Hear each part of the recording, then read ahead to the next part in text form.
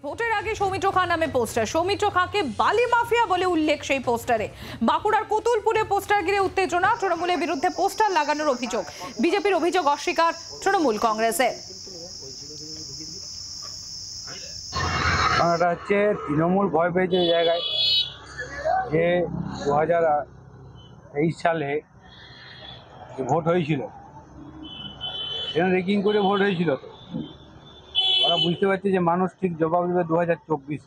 তার জন্য ভয় পেয়ে আমাদের ফ্ল্যাগ ফেস্টন ছেড়ে দিচ্ছে তৃণমূল কংগ্রেস।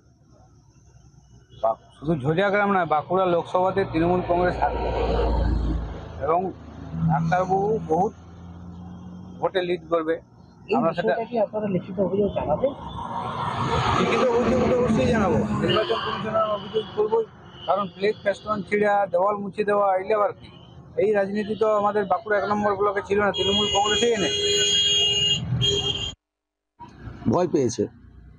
তৃণমূল কংগ্রেস এই সংস্কৃতিতে বিশ্বাসী নয়। বাঁকুড়া 1 নম্বর ব্লকে তৃণমূল কংগ্রেস যথেষ্ট শক্তিশালী।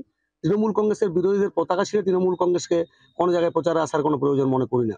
ওনারা ভয় পেয়েছে, ওনারা বাঁকুড়া 1-এ ব্যাপক ভোটে হারবে সেই জায়গা থেকে একটা ইস্যু তৈরি করে বাঁকুড়ার মানুষের 1 নম্বর ব্লকের মানুষের হয়তো একটু মুডটা ঘোরানোর জন্য এইসব করার চেষ্টা করছে। আমাদের দলের কোনো কর্মী, যথেষ্ট আমার শান্তিপূর্ণ বুথ, ওই বুথে আমার পঞ্চায়েতের সদস্য আছে, ওই বুথে আমরা ব্যাপকভাবে লিড পাচ্ছে না।